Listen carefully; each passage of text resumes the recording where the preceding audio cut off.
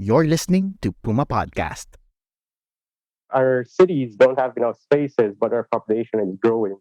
But unfortunately, our planning practices over the last 40 years or 50, 60 years has not been on par with the development that happens in our cities.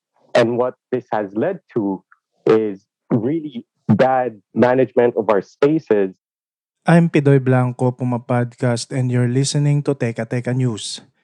For now, this is the final episode of Para Po, our transportation segment that unpacks Metro Manila's mobility woes.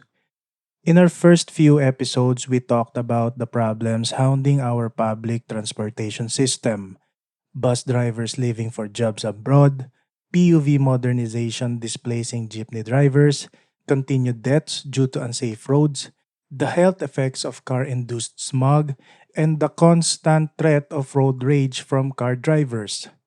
For several decades, transportation planning has been dominated by this paradigm called the principle of demand. No? This paradigm prioritizes unhindered movement and congestion-free travel over access and equity. In later episodes, we looked at more systemic issues: the gendered experience of commuting, the idea of 15-minute cities, the advocacy for more walkable spaces, and ultimately, how most of these problems are caused by the rampant car-centrism in our laws, institutions, and even our attitude. In this episode, Now, this is a engineering perspective, you could say. It talks about the transport system. Or we can also rephrase it as a right.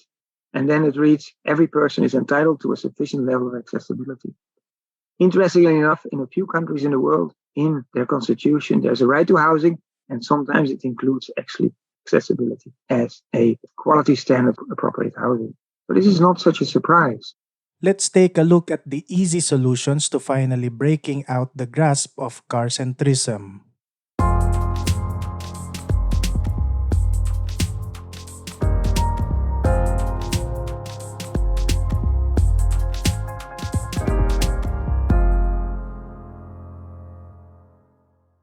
It's still the most dominant practice of transport planning in many countries, including ours.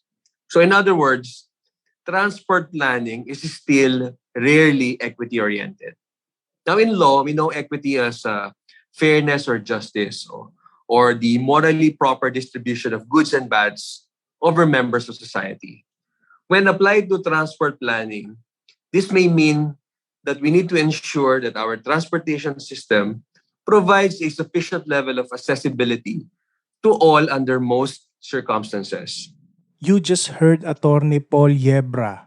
He's Undersecretary for Legal Affairs and Chief of Staff, Department of Transportation. He was speaking in a forum organized by the University of the Philippines National Center for Transportation Studies. In a previous Parapo episode, we talked about what car-centrism looks like in our designs, our policies, and most importantly in our minds. We know how it affects us on a personal level. Minsan, hindi mo malaman kung makakapasok ka. Minsan, hindi mo alam kung makakalabas ka in time para sa iyong stasyon. No? Pag jeep, pag bus, kulang. Mag-aantay ka ng matagal. Pinakamaganda sana kung meron pang terminals, no? Pero sadly, pagpapawisan ka at maaalikabukan sa kalye mismo dahil nandun ang antayan. And makakasakay ka, siksikan, minsan nakatayo ka pa, diba? Minsan sumasabit pa. That's Primo Morillo of the Passenger Forum in an earlier Puma Podcast episode. The state of commuters in the Philippines is grim. It starts and maybe ends with the 1-2 combo of car congestion and poor public transportation. Napaka-hassle mag-commute ngayon. Kaya naman pangarap na ng marami ang makabili ng kotse.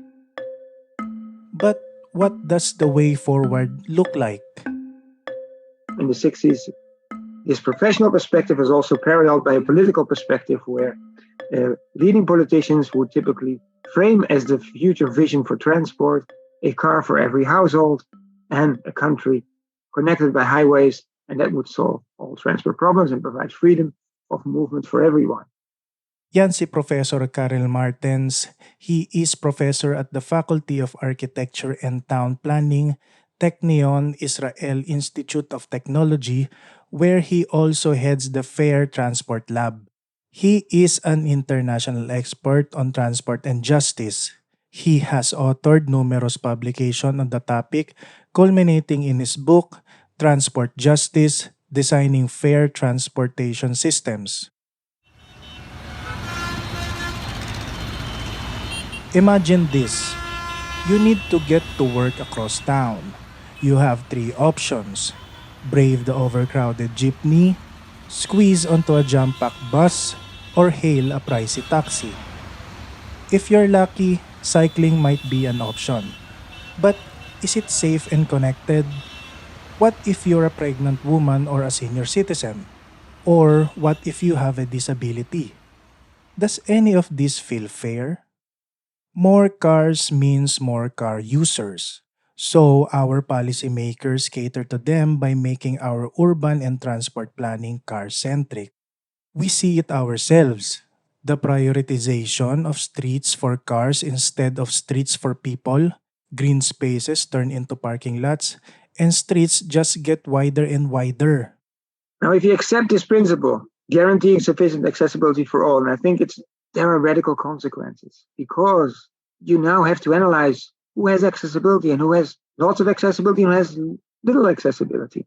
You will no longer rank world cities based on their congestion, but actually will start measuring how many people have sufficient accessibility in those. Is everybody served well? Dito sa atin, napapabayaan lalo ang pampublikong transportasyon. That means less viable transport options and even the stigmatization of alternative modes. The point is, our preferential option for private cars could not be clearer than it is today. Unfortunately, many policies and priorities favor private car ownership over efficient public transport. And we know this happens all over the world. This car-centric approach ignores the needs of the majority and leads to fragmented, disconnected systems. This car-centric approach to city planning is not just in our government policies.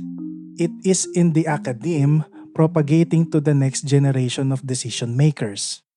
Here is Dr. Rehin Regidor, a fellow and former director of UP National Center for Transportation Studies or NCTS. He is also a professor of the Transportation Engineering Group of UP Institute of Civil Engineering. Based on our experience at the university, a lot of the students from other universities also reach out to ask us about what research topics to take on. And oftentimes, those that pertain to equity and justice are not the most popular researches. A lot of them want to tackle traffic congestion. A lot of them want to tackle public transportation, but not in the context of justice, not in the context of equity, but more, again, in the context of maximizing flow or maximizing capacities. So the traditional or the conventional topics. But budgets often fail to prioritize projects that benefit marginalized communities. Budgets, after all, are the easiest way to tell where a government's priorities actually are. And ours show how low our policymakers think of commuters, or cyclists, or anyone without a private vehicle. One system that needed to change was the budget system. Alam niyo po ba na from 2010 to 2021, government budgeted 2.8 trillion pesos. Hindi po ito bihat, tito, trillion. 2.8 trillion pesos para sa road infrastructure, para sa pagpapagawa ng mga kalsada. Pero, 1% lang nung amount na yun, yung itinilaga para sa pagpaparami at pagpapalawak ng transport supply, paglalagay ng maayos na pedestrian infrastructure at cycling infrastructure. Kahit na 94% ng sangbayanang Pilipino ang walang pribadong sasakyan. You just heard Ken Abante. He was speaking at the recent anniversary of the Move as One coalition. Clearly, our budget shows the importance given to car drivers here. 33 billion pesos. That is the highest budget the road-based public transport sector has received, which was able to construct some more than 500 kilometers of protected bike lanes, some 19,000 transport workers in service contracts, although we want to improve the implementation of this program and include our transport workers in its governance. In short, we are hardly spending for commuters and public transportation and billions for people who can afford private cars. In a Metro Manila that is already discongested, that's a problem.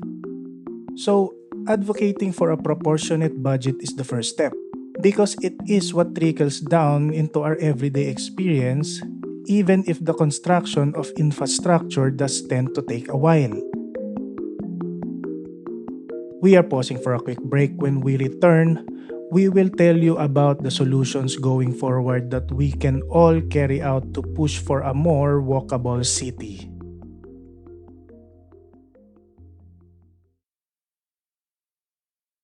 If you think systematically about transport planning, we realize the obvious that transport planning, as a very important field of government intervention, should serve all. Government is there to serve all. And the most important is we should start from people. We cannot know the transport problem by looking at the system. The system doesn't tell us anything. We should look through the perspective of people in all their variety, low income, high income, women, men, young and old, people with impairments and those without, and ask the question whether all enjoy sufficient accessibility. Again, that's Professor Karel Martens of the Fair Transport Lab of the Israel Institute of Technology. Let me repeat. Our current system is stacked against millions of Filipinos. People with disabilities, low-income earners, women, and children often face longer commutes, higher costs, and unsafe conditions. It is not just inconvenient. It is a barrier to education, employment, healthcare, and basic participation in society. So, what does genuine equity in transport look like? For one thing, it means building a system that caters to everyone's needs, not just the privileged few. We need accessible, affordable, safe, and reliable public transport that connects all communities, from densely populated urban areas to remote rural villages. Professor Martin says it starts with changing the ways we think about transportation. Our transportation officials, for example, think of transportation in terms of the speed of the flow of traffic, as in cars, not people. Once that refined understanding of mobility takes shape, the solution also starts with data-driven planning. We need to understand the unique needs of different user groups through comprehensive surveys and community consultations. According to the MMDA, 55% of all rides along EDSA, one of the most important thoroughfares in the country, are private motor vehicles. Yet, according to the social weather stations, car owners only comprise 6% of all Filipinos, while bike owners actually outnumber car owners 4 to 1. This data should then inform policy decisions and resource allocation. The problems of people with cars who don't have sufficient accessibility. There will certainly be people without cars living just next to them with even less levels of accessibility. And so we better immediately choose inclusive transport solutions. And this will be most likely be certainly walking, public transport, which if designed well can serve a vast share of the population, much more than a car, and a bicycle, which can serve a large share of the healthy population if we provide safe. Investing in accessible infrastructure like barrier-free stations, low-floor buses, and dedicated lanes for pedestrians and cyclists is vital for people with disabilities. We also need affordable fare structures and social safety nets to ensure economic accessibility. And yes, that should come with the acknowledgement that cars, which typically hold 1 to 4 passengers, are the most inefficient form of road transport given the space they take up. Here's Dr. Sheila Napalang of the UP School of Urban and Regional Planning on another inclusive perspective to public transport. Moving forward, one is that we need to adopt a hierarchical approach to public transport development. Ibig pong sabihin, kaya po isa po sa ginagawa for Public Utility Vehicle Modernization Program is rationalization. What kind of vehicle should run on these streets? Looking at traffic demand and looking at the configuration of the roads in the area. And for women, ensuring safety and lighting in stations and vehicles is paramount. Addressing sexual harassment and promoting gender-sensitive design are also crucial. Because as we know, there are so many things that men don't have to think about on our roads or on public transportation. These are game changers for women.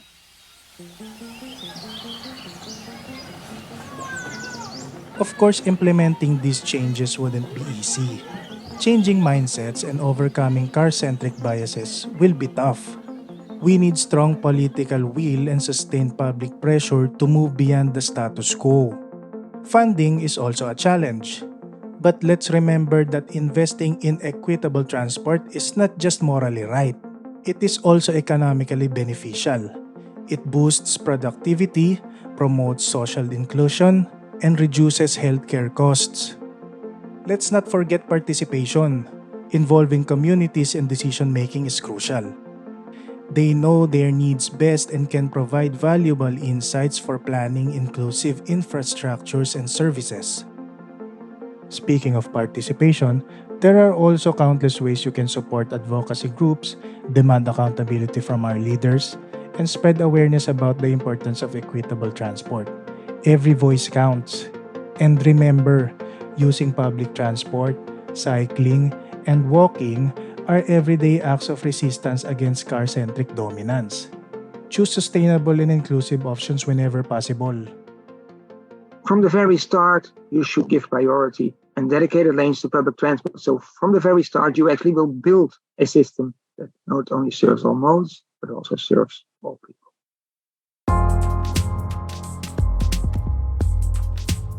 And that was today's episode of Teka Teka News. This episode was written and produced by Franco Luna.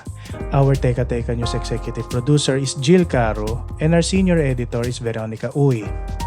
For now, this is the final episode of Para Po, our segment unpacking Metro Manila's mobility woes.